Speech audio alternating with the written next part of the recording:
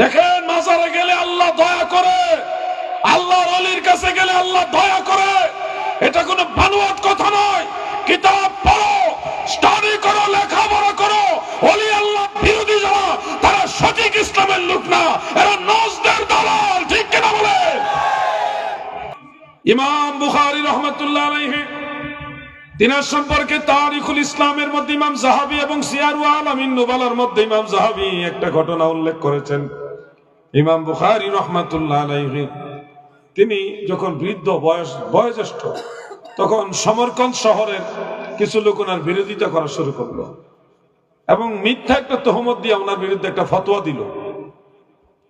ফতোয়া দিয়া সমরকন্দ শহরের যে কাজী, বিচারপতি, তার মাধ্যমে রায় ঘোষণা করিল যে ইমাম বুখারী সমরকন্দ শহরে থাকতে পারবে না, রাতের মধ্যে তাকে শহর ছেড়ে চলে যেতে হবে।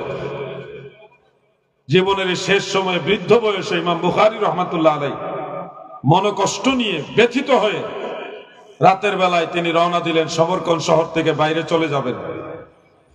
3 মাইল দূরে যায় আর তিনি হাঁটতে পারেন না, বুড়া মানুষ, বৃদ্ধ মানুষ। তখন তিনি একটা পরিত্যক্ত ঘর ছিল, ওখানে উনি বসলেন যে কিছুক্ষণ বিশ্রাম নিয়ে আবার যাবেন।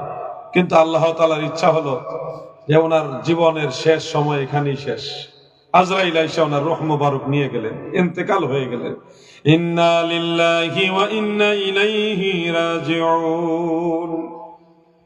ইমাম বুখারী সেই ঘরের মধ্যে ইন্তেকাল হয়ে গেলেন। সমরকন্দ শহর থেকে 3 মাইল দূরে এই ঘটনা। তিনার শরীর থেকে এমন সুন্দর একটা সুঘ্রাণ ছড়ায় গেল, আশেপাশে 40 মাইল এরিয়া পর্যন্ত সুঘ্রাণ ছড়ায় দিছে আল্লাহ। এই সুঘ্রাণে মানুষ তালাশ করতে করতে হাজার হাজার হাজার হাজার অগণিত মানুষ ওনার লাশ মোবারক খুঁজে পেল। ইমাম বুখারীকে গোসল দিল, জানাজা পড়ে ওইখানে তিনাকে দাফন করলেন। দাফন করার পরে সবাই চলে গেল, কিন্তু আল্লাহ তাআলার ইচ্ছা আবার বৃষ্টি বন্ধ। ওই অঞ্চলে আর বৃষ্টি হয় না। ইমাম বুখারীকে কষ্ট দিয়ে এলাকা থেকে বের করে দিছে, এই কারণে আল্লাহ রহমত বন্ধ করে দিছে। কোনো বৃষ্টি হয় না, বৃষ্টি বন্ধ। পানি নাই, খাইবার পানি নাই, অজু করার পানি নাই, গোসলের পানিও নাই, পানির বড় সংকট। এই কঠিন সময়ের মধ্যে সবাই পানির অভাবে, একেবারে সমরকন্দ শহরের কাজী, তারও খাবারের পানির অভাব দেখা দিছে। ঠিক সেই সময় একজন দরবেশ, একজন নেক বান্দা, তিনি স্বপ্নে দেখলেন যদি ইমাম বুখারীর মাজারের কাছে গিয়ে ক্ষমা না চাওয়া হয়, তাহলে আল্লাহ তাআলা এই জায়গায় আর কোনোদিন বৃষ্টি দিবে না।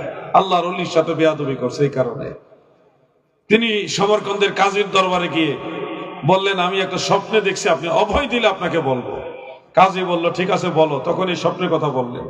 কাজী তখন দেখলেন যে আসলে তো আমরা ওনাকে জুলুম করছি, ওনার প্রতি জুলুম করছি। তখন কাজী সহ সবাই মিলে পায়ে হেঁটে 3 মাইল দূরে ইমাম বুখারীর মাজারের কাছে গিয়ে আল্লাহর কাছে কাইন্দা কেটে মাপ চাইছে। মাজারের কাছে গিয়ে চোখের পানি ফেলে কাঁদছে।